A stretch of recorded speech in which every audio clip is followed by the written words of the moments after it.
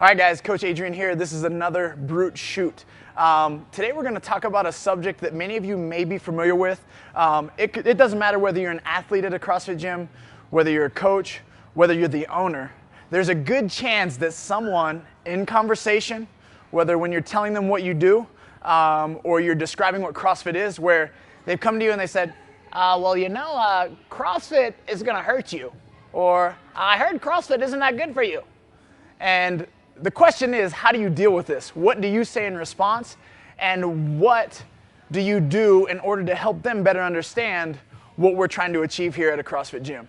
I got a few things that I would suggest you do. The first one is kind of take a look with your chin down and your eyebrow up, and you look at them what I call sideways, right? That's the first thing. It could be kind of mean, it could be kind of rude, but this is gonna let them know initially that they said something really silly, right? I'm gonna be very honest with you. When people say this to me, my first innate reaction is to want to tell them how ignorant they sound. But from a byproduct of this being maybe your potential family member or maybe someone who you actually think really highly of, try to avoid telling them how ignorant they sound. And the reason that I state with that is because it's kind of like saying, well, driving a car is a little bit dangerous. It's like, well, duh. There's inherent risk in anything good that we pursue in life, especially things that have a result that are going to be worth pursuing. So a few things that I want you to keep in mind. One is, where's the person's heart that's actually saying this to you, right? Are they saying it out of judgment? Like they're completely against what you do in the CrossFit gym, they're completely against what it stands for? Or is it a little bit out of curiosity? Like maybe they're actually trying to get you to explain to them what it is that's taking place and why it's not as dangerous as they might believe. If the question or the statement is posed to you as less conclusive, which means instead of them saying, oh, you could get hurt during CrossFit, maybe they're saying like, well, I heard that you could potentially get hurt doing what you're doing. Is that true? Then, obviously, my guard goes down a little bit, and then I'm willing to work with them in regards to how I'll sit down and explain exactly their curiosities or what their curiosities might lead to. So the information is definitely going to play upon how it's presented to you.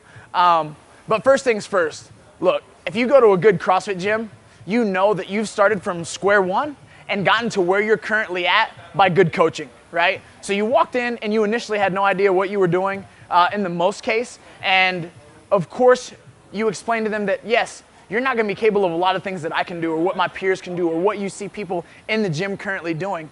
But it's safe because, and then you lead into the explanation of, you always have a coach's eye on you. You start with foundational programming movements that are very simple and scalable to your own ability.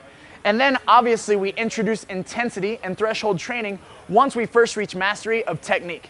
The downside of the exposure of what CrossFit is giving or what these people have gotten from what they see of CrossFit is the YouTubes, right? Everybody's browsing online and seeing videos of either people having great success and doing things that they're like, wow, I could never do that. Or they're watching people make the dumbest mistakes and the biggest training errors that you've ever seen in regards to like failed lift attempts that result in injury or really, really poor technique where they're dealing with weight that they shouldn't even really be touching.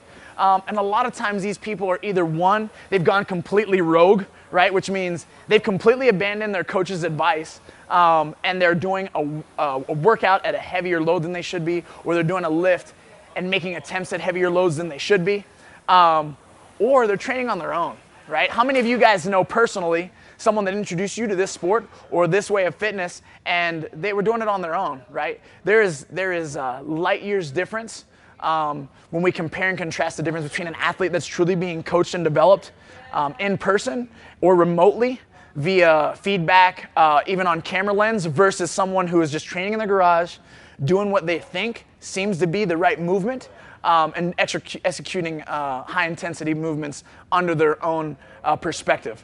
So that's the downside to their exposure to CrossFit. So once you get an opportunity, sit them down, explain to them that, yeah, look, when you walk into a gym, we're always getting coached. And sure, you don't all start on the same level. It's a development. It's an ongoing process of something that you must pursue. And then third, it's something that every day it's a constant battle and riding the line of appropriate versus inappropriate decisions in regards to scaling or loading, right? There is this constant push-pull battle of how well do we want you to execute a movement? Do we want it to be 10 out of 10? Or do we really want it to be more like 8 out of 10 and you're really fighting hard to make it as perfect as possible. And the reason I bring that up is because if everything was always technically sound and perfect to a T, we wouldn't really see much improvement. It's like typing on a keyboard, right? When you guys all took typing class in high school, junior high, whatever it was, heck, kids are probably taking it before elementary school nowadays, but the point is, you wanted to type fast enough to be proficient and efficient in what you were executing in regards to putting it on the screen, but also if you were typing so slow that it was 100% perfect every time, you weren't typing fast enough. And so as coaches, as athletes, we're constantly trying to find the balance between those two things. This is what's going to give us the maximum results and then also keep us as safe as possible. And it's a fine line for sure, but the next time someone asks you or tells you specifically, well, you know, CrossFit could hurt you, look at them sideways for a minute, gather yourself, take a deep breath, and then explain to them exactly why it's safe. And the reason is because you're in an environment that hopefully you've built some great foundations, you constantly have eyes on you, and then you're gonna have a constant on-ramp or uptick of intensity throughout your experience.